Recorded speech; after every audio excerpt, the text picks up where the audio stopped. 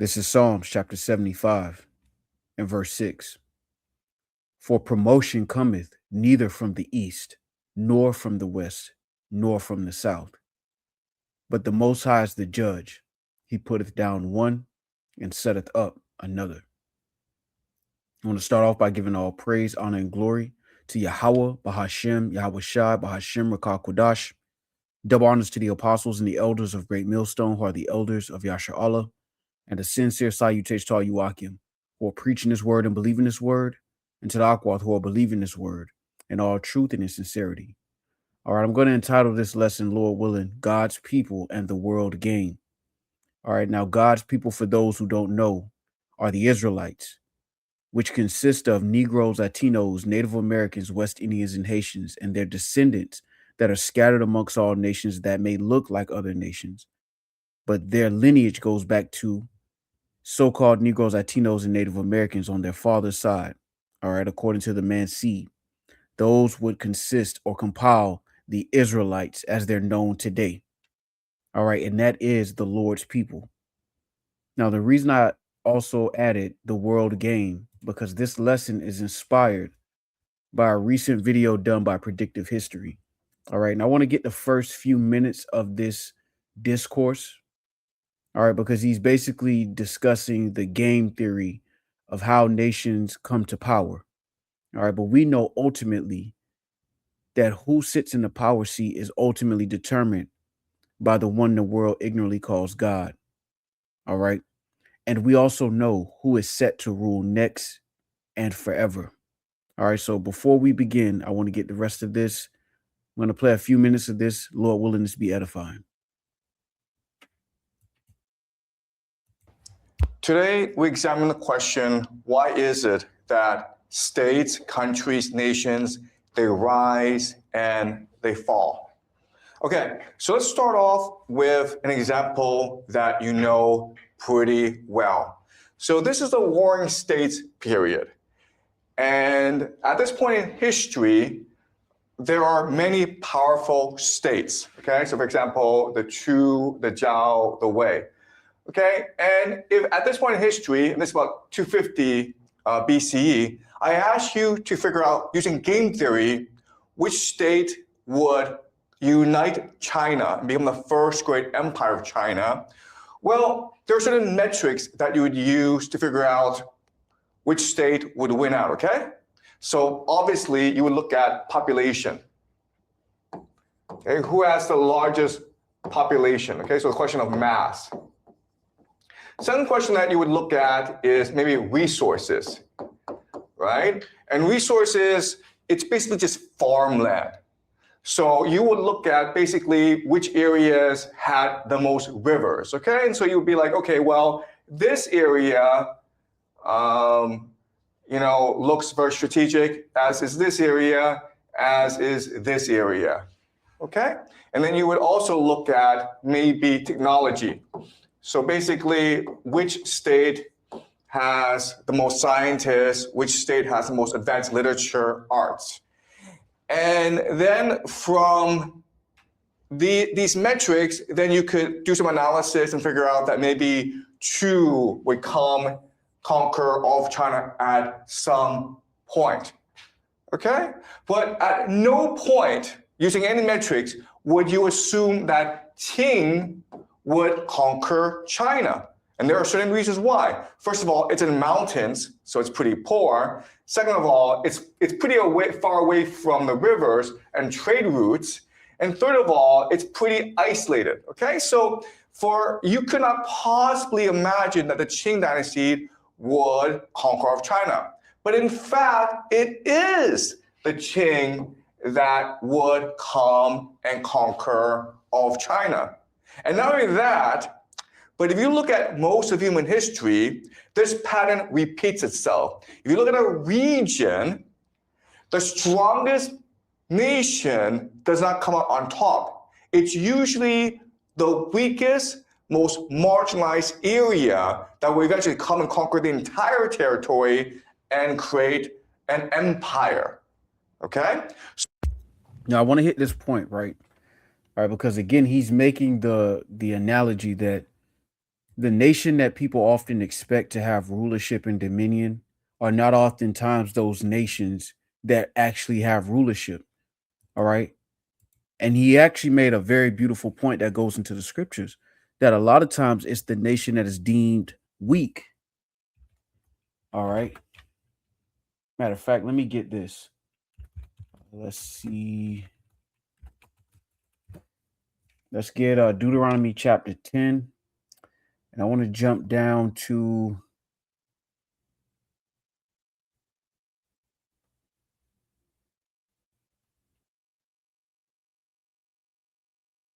bear with me.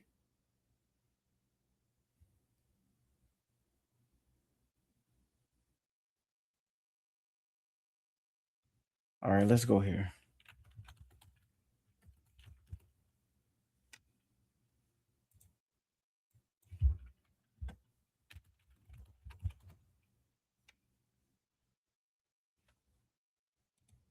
Bear with me real quick.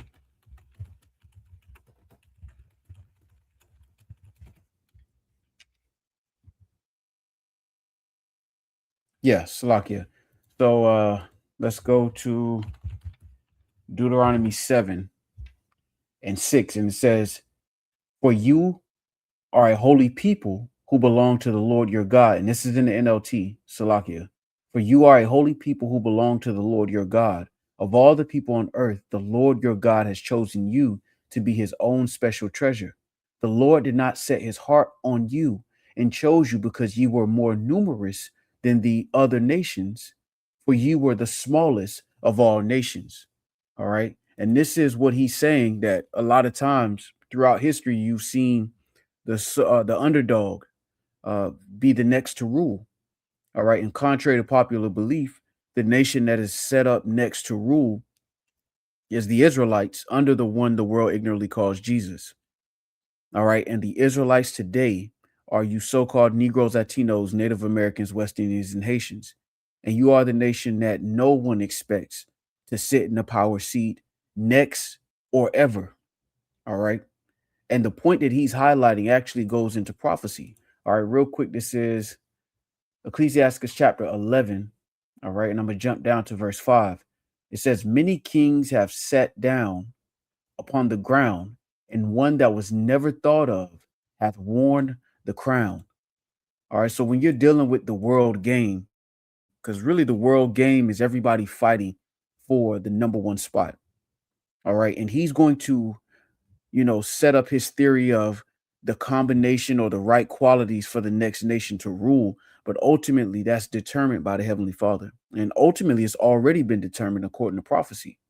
All right. When you deal with the statue, all right, mentioned in Daniel, the second chapter, it really highlights the order of rulership before the kingdom of heaven is established. All right. This is Daniel chapter 2.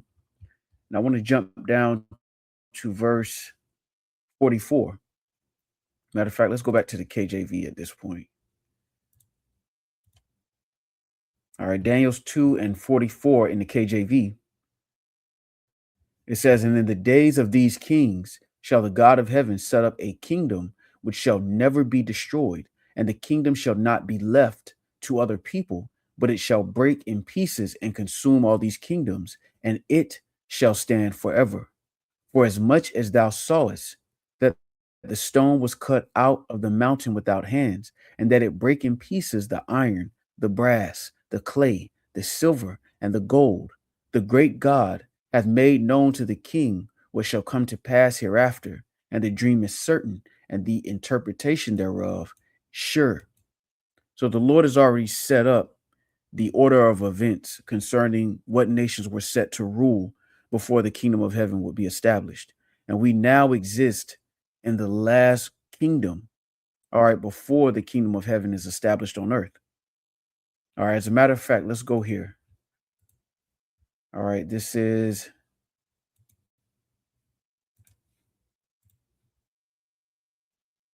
all right, let's do this. This is Second Esdras chapter 6 and verse 9 in the GNT. It says Esau represents the end of this age, and Jacob represents the beginning of the new age. All right, so we're at the end of Esau's rulership. All right. And after his rulership, Jacob, whose name was changed to Israel, and the head of that rulership is the Messiah, the one the world ignorantly calls Jesus. All right. And that's ultimately the Lord set up the world game, all right, if you will, for his people to win at the end. All right. This is why the scriptures say better is the end of a thing than the beginning thereof. See, right now, Esau Edom has had control over the earth, and he's had more control over the planet than any other nation before him. He's also had three rulerships. When you deal with the Greeks, beginning with Alexander, the Macedonian, all right, the Roman Empire, and now we exist in the revived Roman Empire. All right, but his latter end, all right, is that he's going to go into captivity for 1,000 years along with the other nations, and then after that 1,000 years, the family of Esau is going to be removed off of the earth. All right, that is the order of events concerning Esau Edom. But what the Lord did was he set up his people to win at the end, because the kingdom of heaven that is going to be ruled by the Messiah with the nation of Israel as joint heirs is going to be established in righteousness. All right. Real quick, this is Proverbs chapter 16 and verse 12. It is an abomination to kings to commit wickedness, for the throne is established by righteousness. All right. And see, a guy like this, he makes observations concerning history, but because he doesn't understand judgment, he's trying to look at it from a carnal standpoint. And this is why he's predicting nations like Russia, Pakistan to be lined up as the next rulers of the world to come based on where they fit in on the world stage. But ultimately, promotion comes from the Heavenly Father. It doesn't come from a nation's ability to organize themselves and fight for the top. It ultimately comes from the Heavenly Father. That's where the promotion comes from. And according to prophecy, the next nation to rule is the nation of Israel under the Messiah. All right. And this is why the Lord said, matter of fact, let's get that. Let's go here. We're going to get Habakkuk. It's Habakkuk chapter 1 and verse 5. Behold ye among the heathen, and regard and wonder marvelously, for I will work a work in your days, which you will not believe, though it be told you.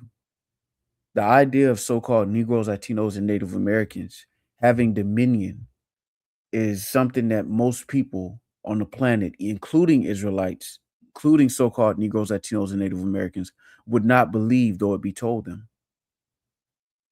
But this is what the Lord has set up. The greatest underdog story of human history. The one nation that all nations are in agreement, that all nations agree that this nation is not capable of rulership, is the very nation the Lord has not only chosen, but in due season he will exalt under Yahushua. All right, real quick, this is 1 Samuel chapter 2 and verse 7. It says, the Lord maketh poor and maketh rich. He bringeth low and lifteth up. He raised up the poor out of the dust, and lifteth up the beggar from the dunghill, to set them among princes, and to make them inherit the throne of glory. For the pillars of the earth are the Lord's, and he has set the world upon them. He will keep the feet of his saints, and the wicked shall be silent in darkness, for by strength shall no man prevail. The adversaries of the Lord shall be broken to pieces. Out of heaven shall he thunder upon them. The Lord shall judge the ends of the earth, and he shall give strength unto his king, and exalt the horn of his anointed. All right. And the Lord's anointed is his people under Yahushua. The king is the Messiah. And that is the kingdom that is being raised up to take over for the next rulership. All right. And this will be the next and the last rulership, because it will never be taken down. All right. Real quick. Isaiah chapter 32 and 1 says, behold, a king shall reign in righteousness, and princes shall rule in judgment. And we haven't seen a kingdom truly ruled in righteousness. All right. We've had Solomon's rulership. We had King David's rulership. But the kingdom to come, all right, is going to be righteousness in its fullness. All right, the Israelites are going to be made perfect under Yahweh Shai, under the Messiah, and that kingdom will never be taken down because it's going to be established in righteousness. And there's no political strategy that any of these nations can do to upset that. And this is what the heathens fail to understand. All right, they look at history and they try to measure it based off of what other nations have done to be successful. But really, the promotion came from the Heavenly Father. All right, and this is why, all right, this word is so important, because we understand that all of the things that happen on the earth are a product of the judgment of the one the world ignorantly calls Jesus, and the Yahweh, all right, which is the Father, and Yahweh Shai, whose name Yahweh Shai, who's ignorantly called Jesus, who has been given judgment and dominion from his Father Yahweh, and he's been given a kingdom. All right, and that is the next kingdom set up to rule forever. All right, and no one can get in between that. All right, real quick, this is Jeremiah chapter 27 and verse 4. And it reads, and command them to say unto their masters, thus saith the Lord of hosts, the God of Israel, thus shall ye say unto your masters, I have made the earth, the man and the beast that are upon the ground, by my great power and by my outstretched arm, and have given it unto whom it seemed meet unto me. All right. Now this is going in when the Lord gave the dominion to Nebuchadnezzar. Yet we know, according to prophecy, all right, the Lord's about to give the world, all right, the control of the planet over to the Messiah and the nation of Israel as joint heirs. All right, let's go here. This is Psalms chapter 148 and 13. It says, let them praise the name of the Lord, for his name alone is excellent. His glory is above the earth and heaven.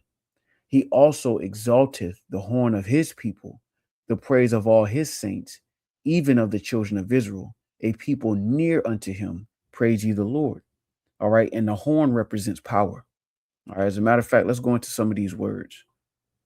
All right. So let's get horn. All right. And there's Quran, and it's horn of strength. All right. This is power. All right. Let's go to Strong's definition. Says, flask cornered by resemblance, an elephant's tooth, a corner, a peak of a mountain, a rate, figuratively, power. So the Lord's going to exalt the power of his people. All right. Now let's get this Hebrew word for exalt. All right. Is ram or rawam. And it says to rise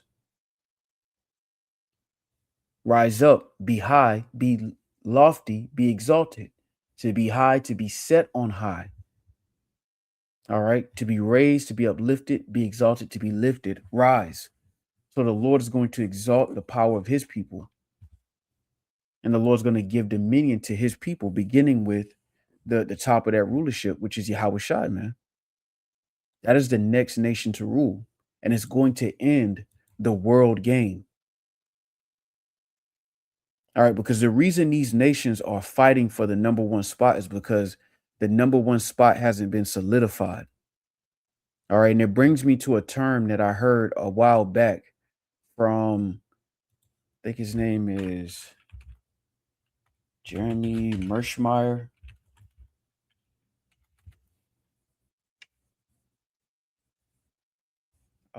Let's see.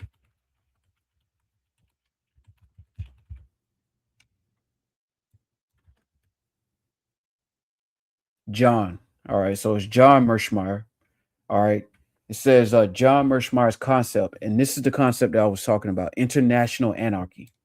All right, it says in realism posits that the global system lacks a supreme authority, forcing states to rely on themselves for survival, leading to constant security competition and a focus on power, especially regional dominance, due to inherent uncertainty about other states' intentions and the inability to fully trust them.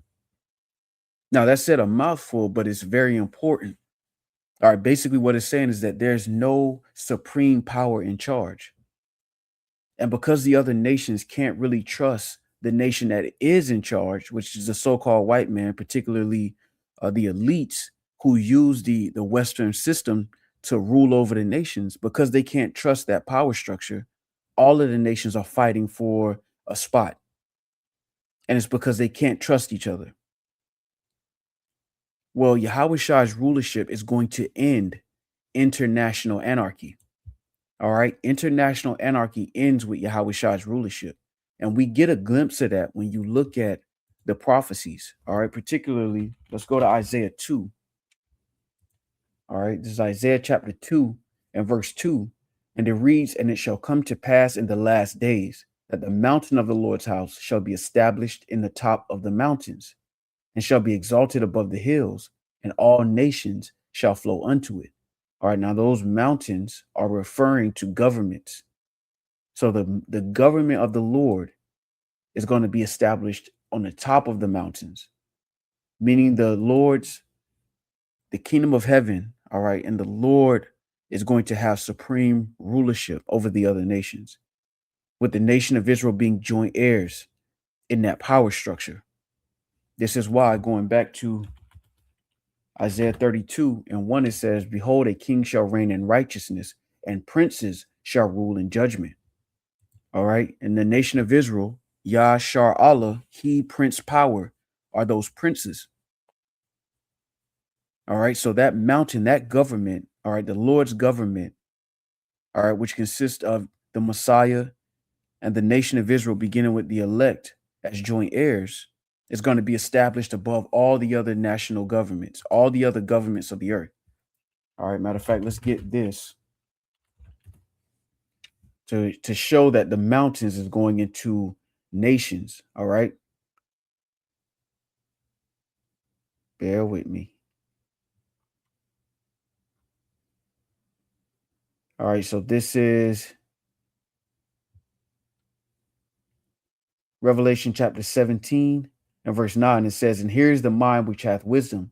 The 7 heads are 7 mountains on which the woman sitteth."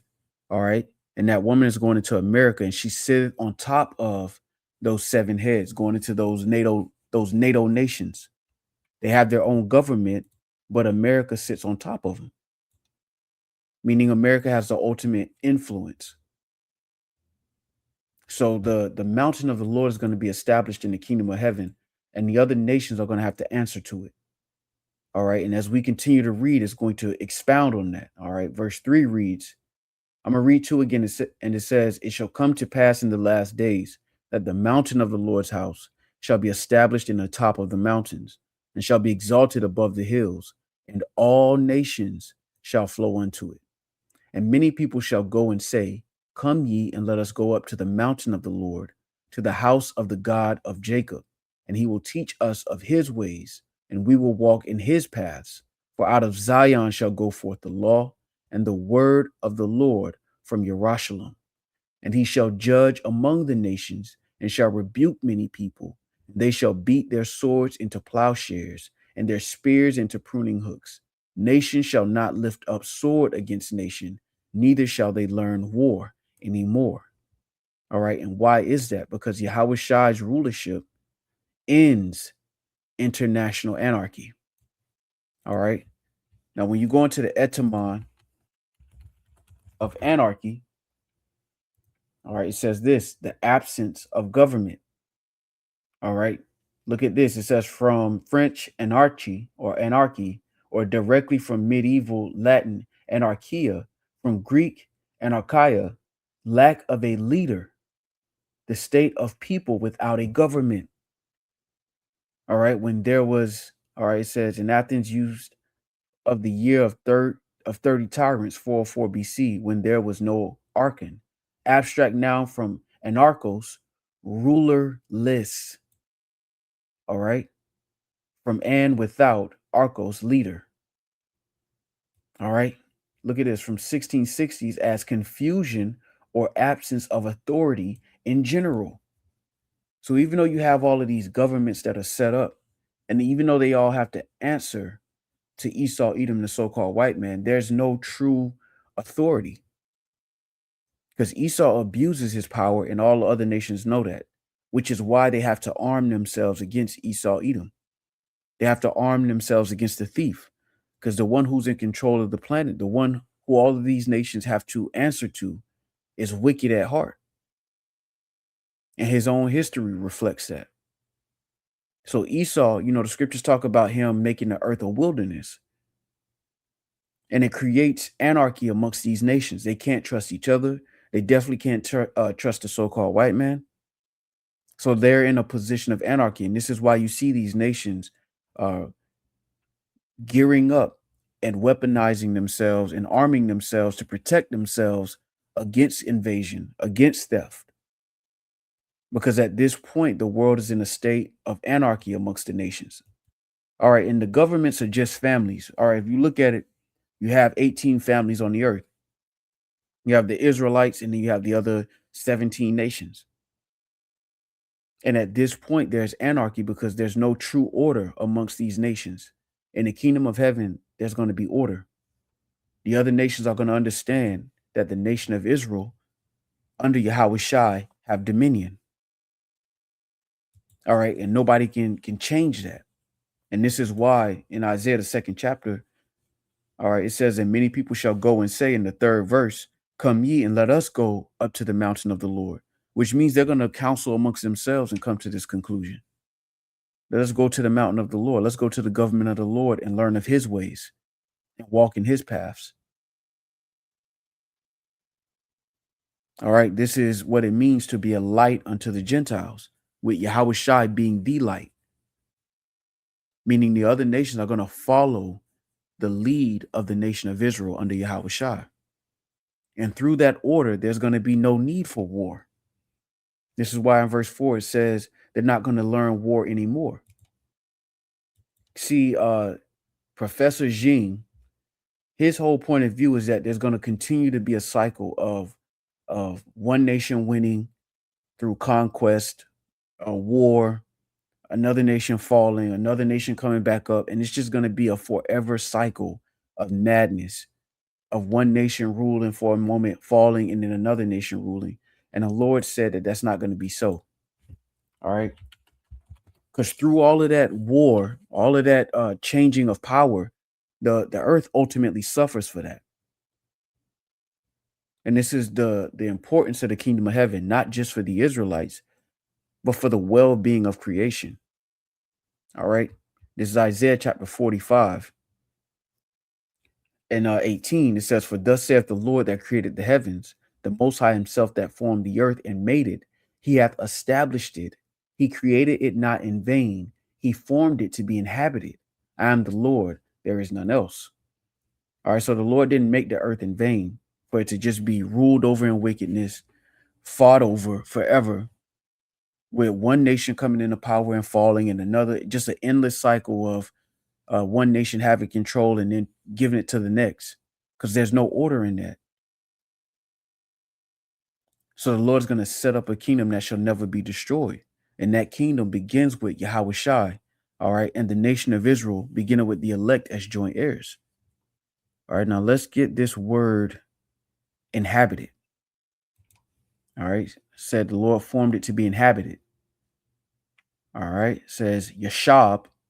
All right, and it says to dwell, remain, sit, abide, to sit down, to be set, to remain, stay, to dwell, have one's abode, to be inhabited, to set place, to cause to sit, to cause to abide.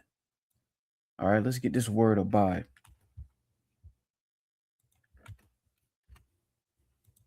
All right, abide means to tolerate or put up with something, to remain or dwell. All right, let's get the etymon. Do a little deep dive. All right, abide says to remain, wait for, delay, remain behind. All right, it says to abide, remain, wait, to dwell. All right, so the Lord didn't make the earth for it to be ruled in wickedness and then just destroyed. And so the earth can actually be dwelt in, inhabited, enjoyed. And that's going to happen with the kingdom of heaven being established. All right, let's get Psalm 78. All right, this is Salakia 74. 72. Salakia. This is Psalm 72 and 1. It says, "Give the king thy judgments, O power, and thy righteousness unto the king's son. He shall judge thy people with righteousness, and thy poor with judgment. The mountains shall bring peace to the people, and the little hills by righteousness." See, at a certain point, all the other nations are going to recognize the order. All right, because humanity, there's a hierarchy amongst humanity. Contrary to popular belief, all men are not created equal. All nations on the earth are not created equal. There is a hierarchy. All right, you see that all over nature. All right, if you use the felines, all right, for an example, you have the domestic cat and you have the lion. All right, the lion is fit to be the king of the jungle. You can't put a domestic cat in the lion's place and expect the same result. Even though they're all felines, there's an order amongst them. Even if you deal with plant life, you have weeds and you have roses. They're not created equal. All right. There's a hierarchy and order set among men. And the nation of Israel is the nation that the Lord has chosen, all right, and blessed for the purpose of dominion, to rule in righteousness under the Messiah. All right, this is Ecclesiastes chapter 33. And I want to jump down to verse 10. It says, "And all men are from the ground, and Adam was created of earth. And much knowledge the Lord hath divided them and made their ways diverse. Some of them hath he blessed and exalted, and some of them hath he sanctified and set near himself. But some of them hath he cursed and brought low, and turned out of their places. As the clay is in the potter's hand to fashion it at his pleasure, so man is in the hand of him that made him, to render to them as liketh him best. Good is set against evil, and life against death. So is the godly against the sinner, and the sinner against the godly." All right, and the godly are you Israelites, all right, beginning with the elect. All right, and ultimately that is who the Lord is going to promote to the position of rulership under Yahweh Shai. All right, let's get this in Revelation 2nd chapter. I'm going to jump down to verse 26. It says, "And he that overcometh and keepeth my works unto the end, to him will I give power over the nations, and he shall rule them with a rod of iron. As the vessels of a potter shall they be broken to shivers, even as I received of my Father." This shows you the joint heirs, the joint rulership with the Israelites, beginning with the elect ruling under the Messiah. All right, this is Revelation chapter 5 and verse 9. It says, "And they sung a new song, saying, Thou art worthy to take the book and to open the seals thereof, for thou wast slain and hast redeemed us to God by thy blood out of every kindred and tongue and people and nation, and has made us unto our God kings and priests, and we shall reign on the earth." All right, and how do we know this is talking about the Israelites? Because when you go to Daniel, the 2nd chapter, and the 44th verse, it says, "And in the days of these kings shall the God of heaven set up a kingdom which shall never be destroyed, and the kingdom shall not be left to other people, but it shall break in pieces and consume all these kingdoms, and it shall stand forever." So the kingdom of heaven is not going to be left to other people. I mean, it's not going to be a rainbow coalition. The nation of Israel under the Messiah are going to be that sovereign nation that rules over all the other nations. The law is going to go forth from Zion, and all the other nations are going to abide by the law, statutes, and commandments. And they're going to come to a conclusion that this is the right way to go. They're going to see the results. All right. They're going to see the rulership. The kingdom itself is going to speak for itself. This is why they're going to say, "Let us go into the mountain of the Lord. Let us learn from Jacob. This is a wise and understanding people." All right, let's take after them. Let's follow their lead. Just like right now, the world is following the so-called white man's lead. All right, because they believe he is the pinnacle of success. But that's because things have been turned upside down on this side. All right, now this is Daniel chapter 7 and verse 17. It says, these great beasts, which are four kings which shall arise out of the earth. But the saints of the Most High shall take the kingdom and possess the kingdom forever, even forever and ever. All right, and the saints are the Israelites. All right, let's get this Hebrew word for saints. All right, and this quadayash. All right, quadayash. All right, and it says holy, separate. All right, going into thou art an holy people. All right, it says, look, holy one, saint. But it's talking about the Israelites. All right, this is Psalm chapter 50 and 5. And it reads, gather my saints together unto me, those that have made a covenant with me by sacrifice. And the only nation that have made a covenant with the Lord by sacrifice is the Israelites.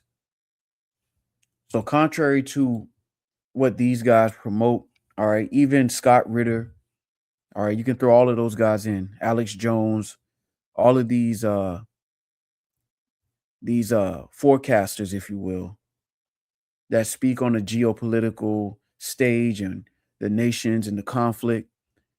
They really don't understand prophecy and judgment. So their assumption is that this cycle of one nation ruling, another nation, that nation falling, and another nation ruling, and the world just continually passing hands through war and bloodshed. Their assumption is that it's going to continue like that forever. And the reality is that it's not.